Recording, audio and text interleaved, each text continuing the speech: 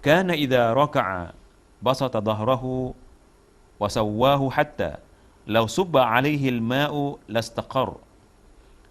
Apabila baginda rukuk, baginda meluruskan dan meratakan punggungnya.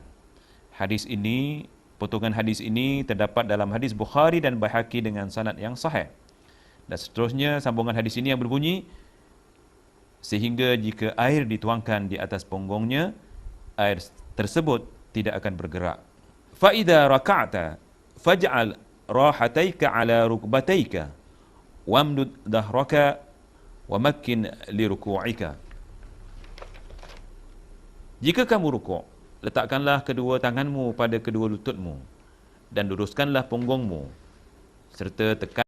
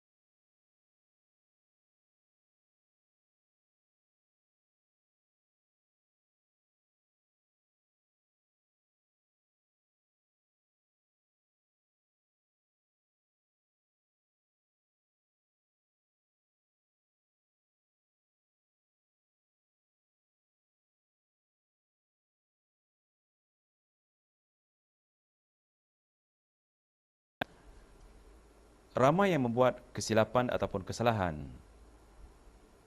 apabila bangun daripada rukuk dan terus beriktidal.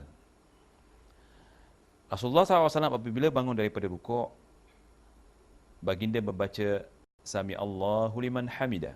Dan apabila berdiri tegak, barulah baginda meneruskan lafaz Rabbana walakal hamdu, dan boleh disambung mil as-samawati wa mil al-ardi wa mil ma syi'ta min syai'in ba'du.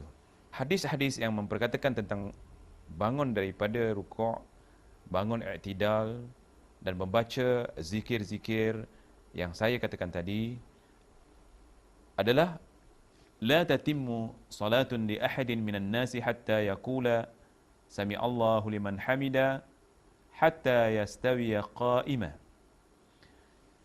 Tidak sempurna seseorang dari manusia solatnya sehingga mengucapkan sami Allahu liman hamidah sehinggalah berdiri tegak.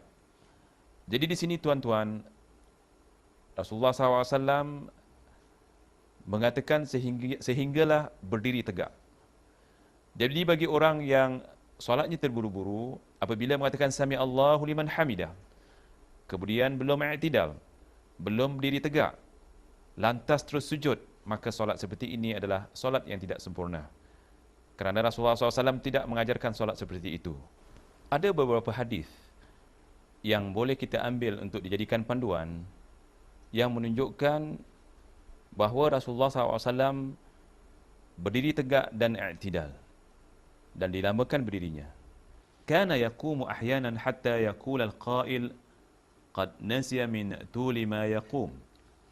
Bahkan baginda terkadang dianggap lupa oleh sahabatnya kerana berdiri begitu lama. Thumma rfa' ra'saka hatta ta'tadila qa'ima fayakhudha kullu 'admin ma akhadahu.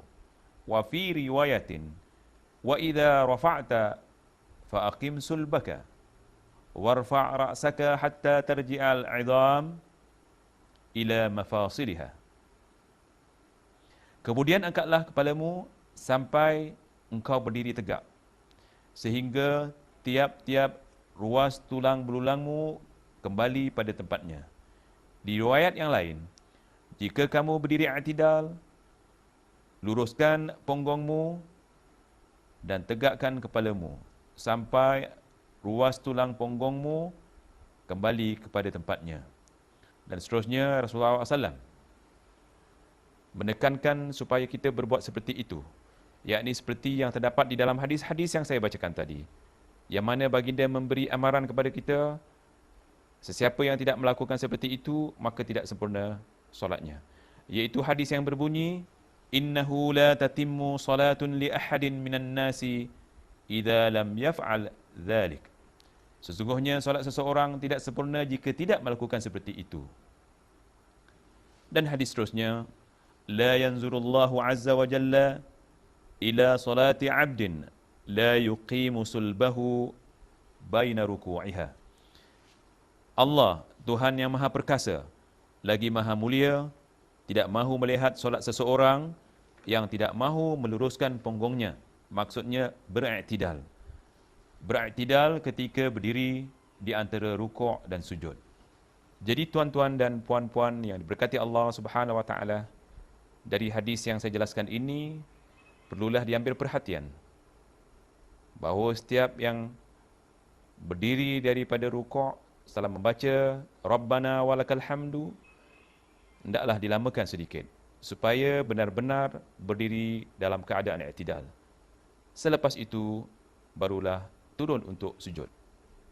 Dan saya harap kita tidak cuai semasa melakukan sujud.